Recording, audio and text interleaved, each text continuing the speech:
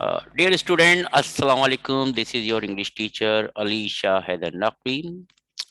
Hope everyone is fine. First of all, I would like to welcome to Shah Group Educational Channel. Dear student, today we are going to learn second chapter of second book. Its name is Reflections on the Reawakening East. मशरिक की असरनो बेदारी पर गौर फिक्र. Reflection on the रीअवेकिंग east, मशरिक की असर no बेदारी पर गौर फिक्र. It has been written by, let's see, about the author, Lord Bertrand Russell. Lord Bertrand Russell was born in 1872. He was one of the most outstanding writers and political thinkers of the 20th century. Before becoming famous as a writer, he was eminent mathematician and the philosopher. His popular words are the introductions of scientific attitudes into the discussions of politicals and sociology. Russell's पैदा हुए हैं 1872 में. He was one of the most outstanding writers and political thinkers. एक बहुत famous writer और political thinker थे 20th century के. अच्छा, वो राइटर बनने से पहले एक बहुत बड़े मैथमेटिशियन थे, यानी कि मैथमेटिशियन और फिलोसोफर थे. His popular works are the introductions of scientific attitudes and to the discussions of political and sociology. अच्छा देखिए, तो अगर आपको रसल्स को देखें तो आप रसल्स तीनों एरियाज में इन्वॉल्व नजर आते हैं. पॉलिटिक्स में भी नजर आते हैं, साइंस में भी नजर आते हैं, फिलोसफी में भी नजर आते हैं, सोशियोलॉजी में भी नजर आते हैं. तो इनको पढ़ने में मजा आएगा, क्योंकि रसल का ये chapter reflections on the reawakening is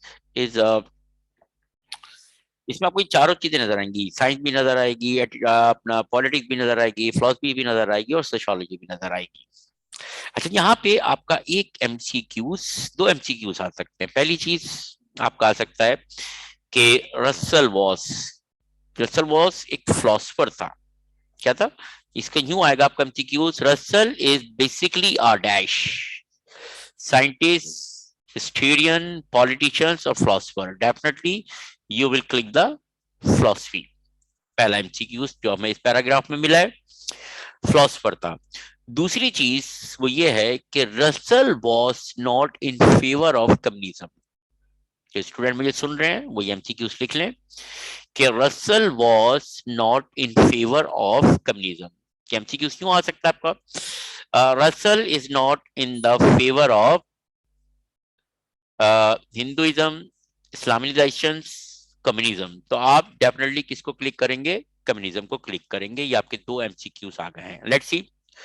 हमारे रसल हैं, ये 1872 में पैदा हुए थे. ये फिलोसफर भी थे, मैथमेटिशियन भी थे और राइटर भी थे 20th सेंचुरी के.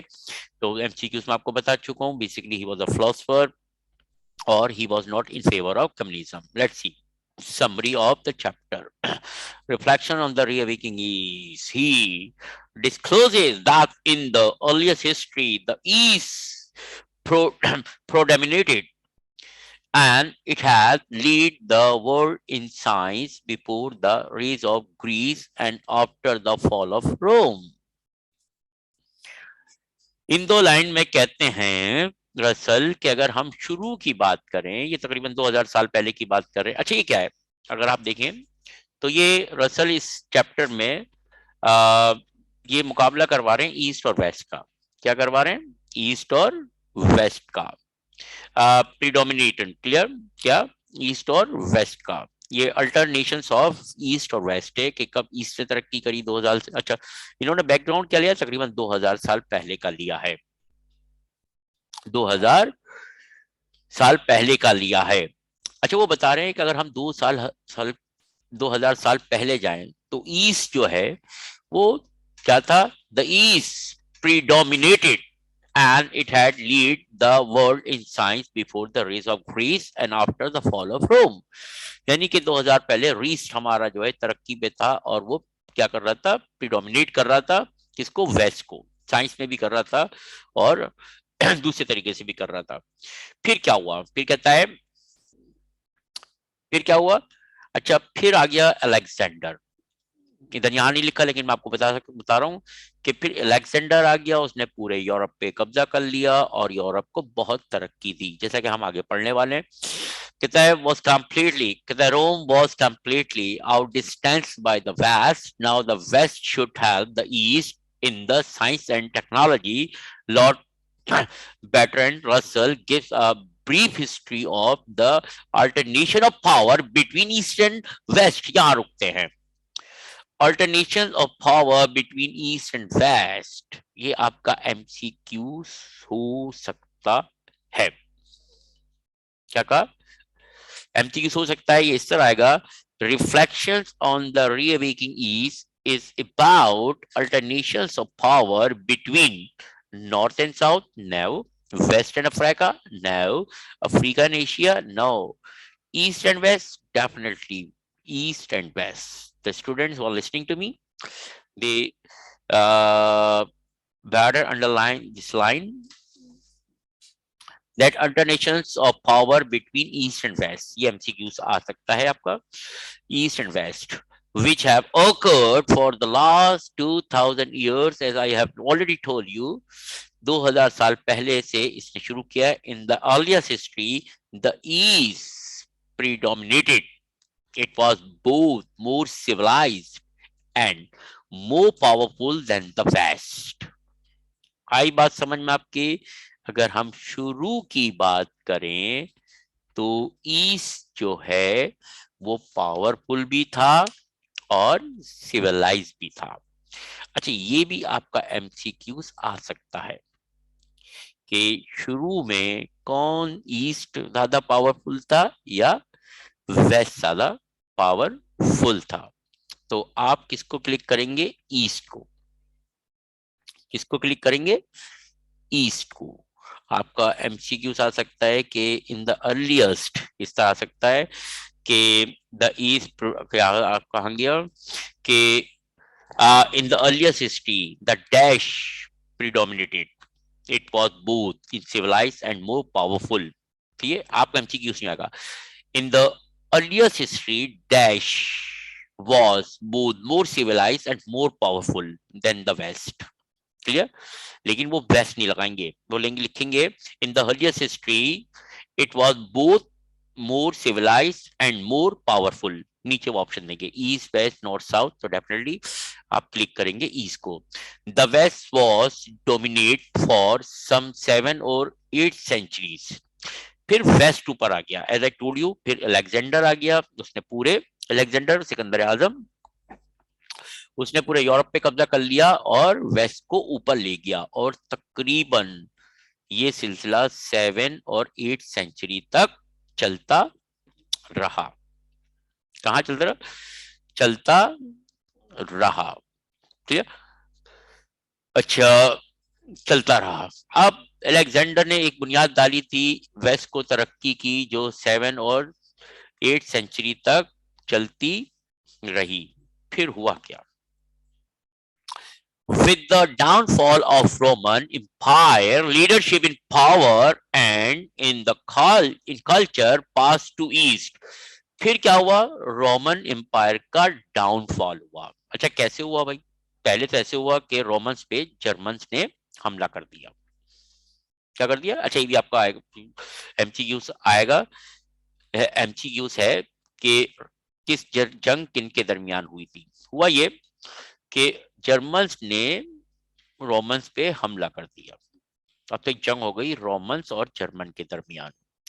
अच्छा, जर्मन ने कब्जा भी कर लिया, लेकिन हुआ क्या? जर्मन ने कब्जा तो कर लिया, लेकिन वो यूरोप को उस तरह नहीं चला पाए जैसा कि रोमन्स चला पा रहे थे। तो आपके पास MCQs यूं भी आ सकता है। कैसे आ सकता है? कि ऐसे आ सकता है, 8 centuries ago war took place between 8 centuries ago war took place between Greece and Romans and Greece, Europe and China, or West and east, तो इसका जवाब है रोमन्स एंड जर्मन्स। ऑप्शन आएंगे आपके पास, Greece and Romans, Europe and China, west and east, और Romans and Germans. तो जंग हुई जर्मन और रोमन्स के दरमियान, तो डेफिनेटली आप क्लिक करेंगे रोमन्स एंड जर्मन्स को। ये आगे बढ़ते हैं, हम आगे बढ़ते हैं। फिर अब इस जो सीक्वेंस जिसकी बुनियाद अलेक्जेंडर ने डाली थी, और वेस्ट बहुत ऊपर चला गया था, ईस्ट हमारा बहुत नीचे आ गया था, इस सीक्वेंस को किसने तोड़ा? Let's see. अच्छा, हम थोड़ा सा अगर इस पैराग्राफ को देखें तो पता चलता है कि 2000 साल पहले ईस्ट डोमिनेट कर रहा था, ईस्ट तरक्की पे था साइंस टेक्नोलॉजी में। फिर वेस्ट तरक्की कर गया अलेक्जेंडर की वजह से, और वो सिलसिला 8 से 9 सेंचुरीज तक चलता रहा, 7 और 8 सेंचुरीज उसको कंटिन्यू रखा। अब इस सिलसिले को किसने ब्रेक किया? Let's see in next paragraph. वो आ गया, the Muslim conquered very large parts of Roman Empire in the great days of the caliphates, यानी कि खलीफा, कैलिफेट। अब बात करते हैं हम हजरत उमर की।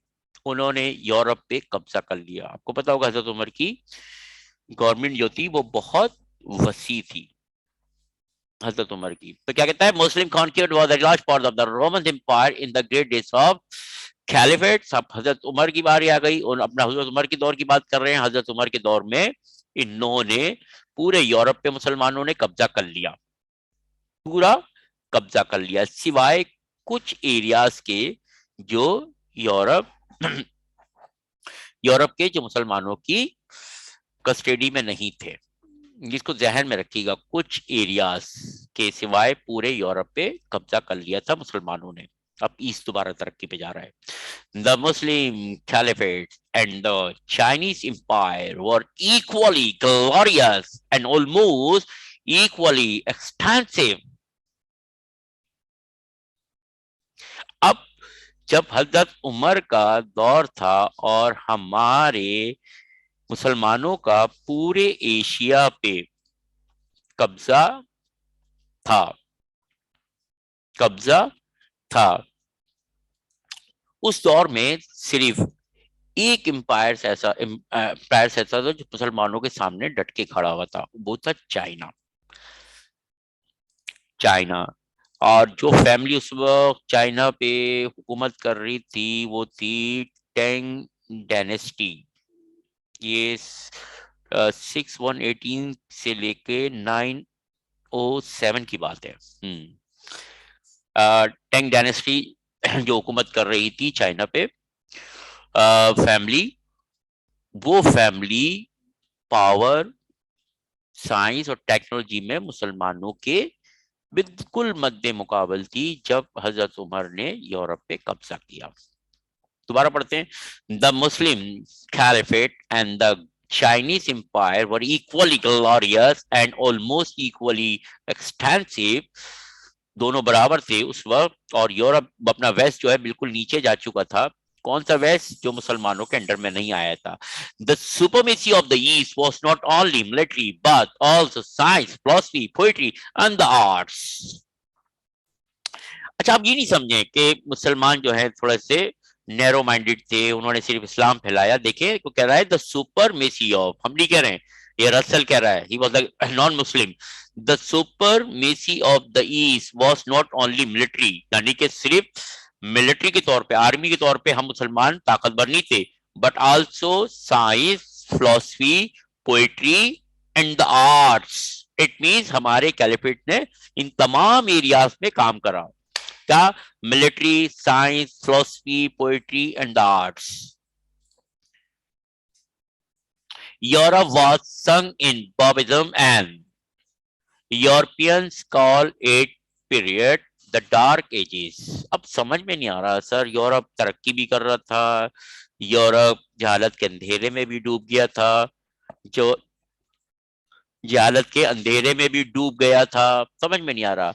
As I did tell you that Hazrat Umar ने ऑलमोस्ट पूरे यूरोप पे कब्जा कर लिया था, लेकिन कुछ एरियाज रह गए थे। मैंने आपको बताया ना, कुछ एरियाज कैप्चर होने से रह गया था। तो यहाँ पे रसल उसकी बात कर रहा है कि अब यूरोप बहुत तरक्की कर रहा था मुसलमानों के अंडर सुपरविजन, लेकिन यूरोप, अब ये यहाँ पे यूरोप किसको पुकारा जा रहा है? उस हिस्से को पुकारा जा रहा है, उस हिस्से को कहा जाता है जो मुसलमानों की सुपरविजन में नहीं थे। Europe was sung in Bavism and Europeans call it Dark Ages period. Period okay, Dark Ages, क्या Dark Ages में पुकारा। अच्छा, यूरोप किस में डूब गया? बाविज्म में डूब गया। ये आपका एमसीक्यू हो सकता है, इन द डार्क एजिस, यूं आ सकता है। और यूरोप ने इस पीरियड को क्या पुकारा? The dark ages, dark ages पुकारा।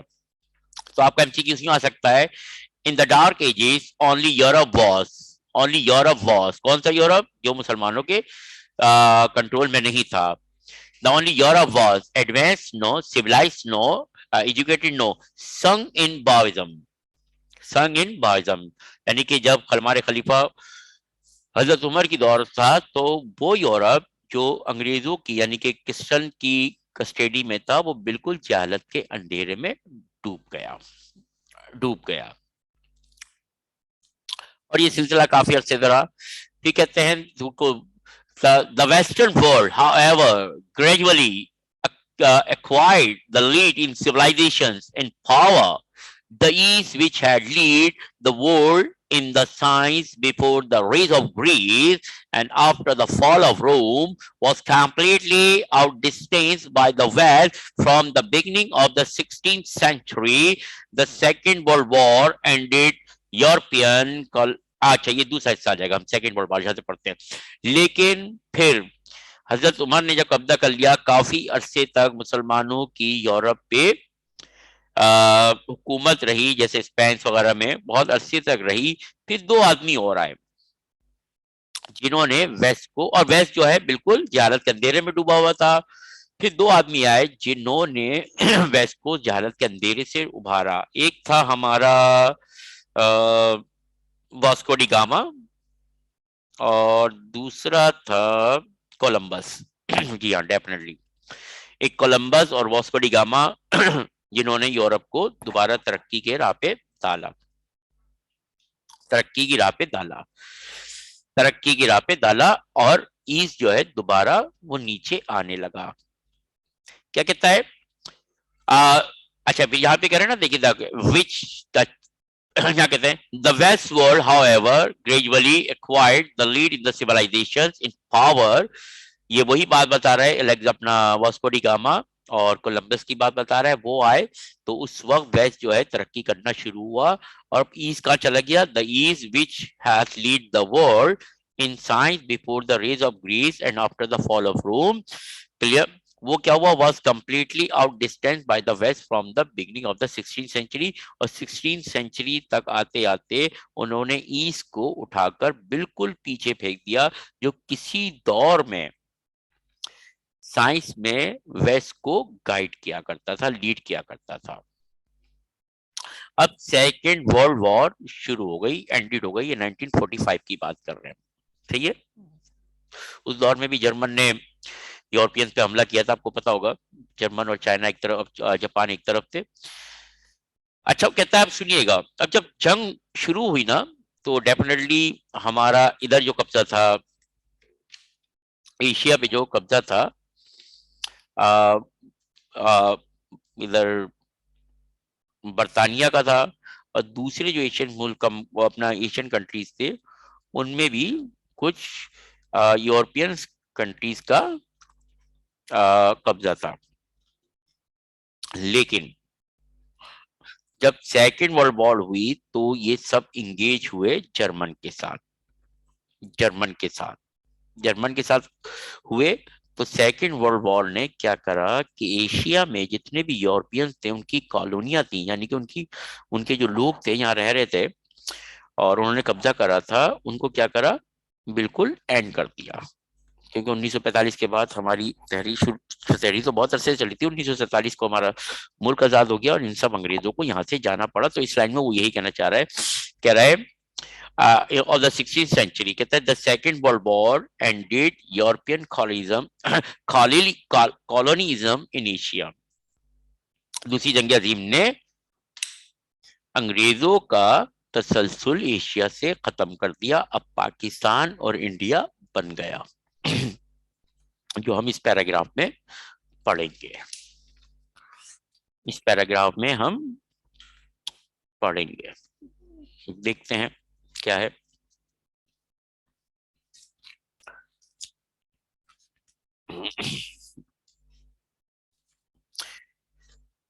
कहता है the newly free Asian nations have begun to play more important role in world politics।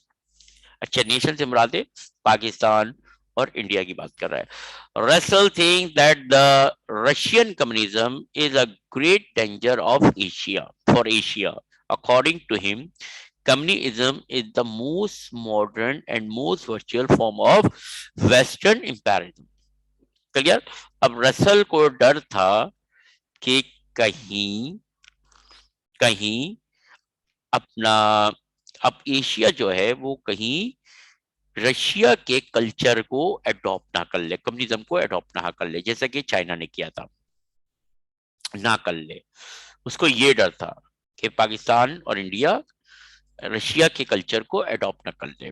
बोले क्योंकि there is nothing in it that may be welcomed by any friend of humanity of civilizations। क्योंकि communism में कोई ऐसी बात नहीं है जिसको कोई भी इंसानियत का दोस्त वेलकम करे। It is useless to talk about talk against marginalizations because it is the source of power and because those countries who lag behind have difficulty in preserving their independence। कह रहा है मशीनरी की बात करना बेकार है और जो कंट्रीज पीछे रह गए हैं तरक्की करने में उनको अपनी बका के लिए बहुत मेहनत करनी पड़ रही है, अपनी आजादी की बका के लिए। Russell hopes that the Asia countries will not devote their energies to war। He advised the Asian countries to use their energies bringing peace in the world। The world is split into two vast blocks, Russian and America. अब यहाँ पे Russell कहते हैं कि भाई पाकिस्तान और India बंद हो गया, लेकिन इनको किसी किस्म की जंग में हिस्सा नहीं लेना चाहिए, किसी किस्म की भी पॉलिटिक्स में हिस्सा नहीं लेना चाहिए और इनको अपने आप को जंग से दूर रखना चाहिए। ऐसा करके वो इंसानियत की एक बहुत बड़ी आबादी को कत्ल गारत से रोक सकते हैं। क्योंकि वो ये भी बोल रहा है फिर नीचे के उस वक्त when Russell was talking about this situation और he was writing this chapter, तो उस वक्त दुनिया दो हिस्सों में बटी हुई थी, दो बड़े ब्लॉक में बटी हुई थी। एक था रशिया सुपर पावर और दूसरा था अमेरिका। तो रसल इनडायरेक्टली ये कहना चाह रहा है कि भाई पाकिस्तान को अब किसी भी मुल्क का क्या साथ नहीं देना चाहिए, ना ही उसको रशिया के साथ इन्वॉल्व होना चाहिए। I mean to say that he should not be in favor of Russia or he should not be in favor of America। उसको रशिया और अमेरिका के किसी भी फेवर में नहीं होना चाहिए, उसको अपनी एक अलग दुनिया बना के दुनिया में अमन लाने के लिए किरदार अदा करना चाहिए। अब देखते हैं रशिया और अमेरिका क्या होता है। कहता है रसल हो that these new Asian countries will soon form a third block। अच्छा, वो कहता है कि ये एशिया जो कंट्रीज हैं वो मुल्क में नया अपना दुनिया में एक थर्ड ब्लॉक बनाएंगी। In this way portions of mankind will escape the horrors of the horrors of the third world war। जैसा कि मैंने बताया था कि रसल कह रहे हैं कि ना भाई उनको रशिया का साथ देना चाहिए ना अमेरिका का साथ देना चाहिए, और ये करके वो इंसानियत के एक बड़े हिस्से को जंग की खौफनाकी से बचा सकते हैं। Russell desire Asia to preserve their own traditional civilisations. Russell advice करता है एशिया को कि वो अपनी सिविलाइजेशन पे गौर करें और उन्हीं पे अमल करें और किसी की भी ट्रेडिशनल को अडॉप्ट ना करें। मना कर रहा है कि अच्छा, Russell desire Asia to preserve their own traditional civilisation. Asia country contains half the population of the world and at least 3 very distinct। कहता है एशिया, अच्छा ये आपका एमसीक्यूज आ सकता है कि एशिया जो है इस तरह आ सकता है, Asia contains dash the population of the world. तो कितनी कंटेंट करती है? हाफ। वो आपको देगा क्वार्टर, 3/4, ऑल या हाफ।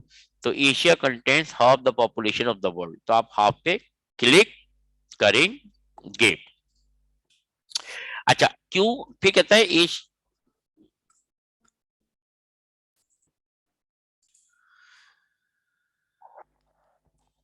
तो ये आपका एमसीक्यूज आ सकता है, प्लीज इसको अंडरलाइन कर लें।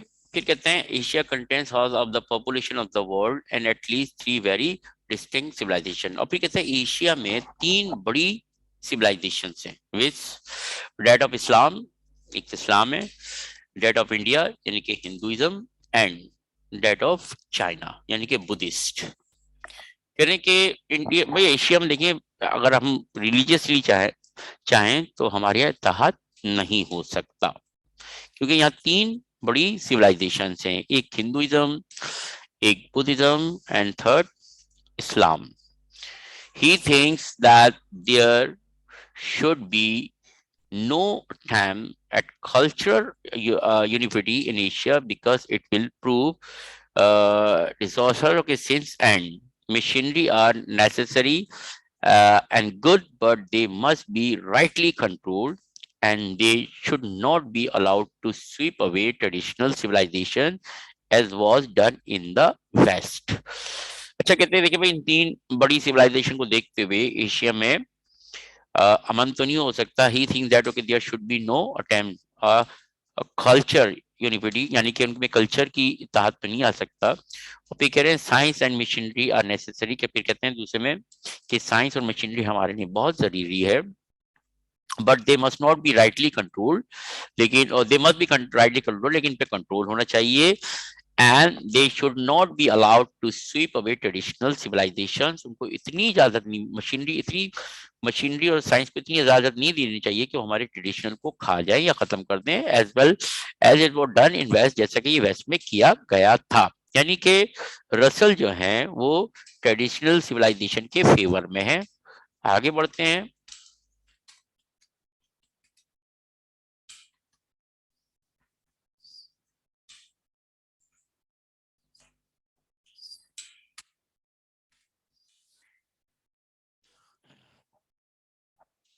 If human life is to be tolerable, it can not be holy missionalize, कि अगर इंसान की जिंदगी को काबिल बर्दाश्त बनाना है तो उसकी जिंदगी में पूरा अमल दखल मशीन का नहीं होना चाहिए। It must contain poverty, music, love and simple joys of life. इसमें पोवर्टी भी होनी चाहिए, लव भी होना चाहिए, सिंपल लाइफ, जॉय भी होना चाहिए। को कंप्लीटली ये क्या नहीं होनी चाहिए? साइंस एंड टेक्नोलॉजी नहीं होनी चाहिए। अच्छा, ये भी आपका एमसीक्यू आ सकता है कि इंसान की जिंदगी में कंप्लीटली मशीनराइज नहीं होनी चाहिए, इसमें poetry, music, love and simple choice भी होना चाहिए। ये भी आपका एमसीक्यू आ सकता है, इसको अंडरलाइन कर लें। वो आपसे यूं पूछ सकते हैं, इनमें से कुछ भी चीज काट सकते हैं कि there should be poetry, music and dash and simple choice in humans life. तो नीचे वो आप उन्होंने क्या करा, म्यूजिक नहीं लगाया, तो नीचे म्यूजिक का ऑप्शन देके आपसे पूछ सकते हैं। These things are forgotten in a machine age, and in the communist philosophy, Russell hoped that the reawakening Asia will remember these things in their good life. In the end, Russell expresses his strong desire that mankind must learn a degree of mutual respect which has never hitherto existed. अच्छा, कहते हैं कि Russell Isaac इस paragraph में कहते हैं कि इंसान की लाइफ पूरी मशीनलाइज नहीं होनी चाहिए, उसमें पोइट्री, म्यूजिक, लव और सिंपल जॉयज भी होनी चाहिए। कहता है दिस थिंग ओके, कहता है मशीनी एज में इन चीजों को भुलाया जा चुका है। रसल ये भी होप करते हैं कि हमें एक दूसरे की म्यूचुअल रिस्पेक्ट करनी चाहिए। और कहते हैं कि reviving Asia will remember these things in their good day. कहता है अगर एशिया तरक्की कर जाता है तो वो इन चीजों को याद रखेगा कि वो अपना वक्त वेपन बनाने पे या इस दूसरे अपना एक्टिविटीज में वेस्ट नहीं करेगा, वो अपने कल्चर को मेंटेन करते हुए तरक्की करेगा। और आखिर में कहते हैं कि इंसान को एक दूसरे की रिस्पेक्ट करते हुए तरक्की करनी चाहिए और आगे बढ़ना चाहिए। लेट्स सी इसके एमसीक्यू देखते हैं। पहला एमसीक्यू है Russell Bertrand Russell is not in the favour of, कि मैं आपको पहले ही बता चुका हूँ। Capitalism no, Hinduism no, Islamization no, communism. Let's see. दूसरा है Russell suggest Asian countries to preserve independence by. Let's see इसका आंसर क्या है। पहले का है कम्युनिज्म और दूसरे का है कि रसल ने जैसा कि कहा था कि एशिया को अपनी ट्रेडिशनल मत नहीं भूलनी चाहिए। तो देखता है Russell suggest Asian countries to preserve independence by their its own traditionals. I hope all students have understood. Thank you for watching. And in the last, I'm going to request, please subscribe to our channels and like our channels to get continuously our movies. Allah Hafiz. Take care.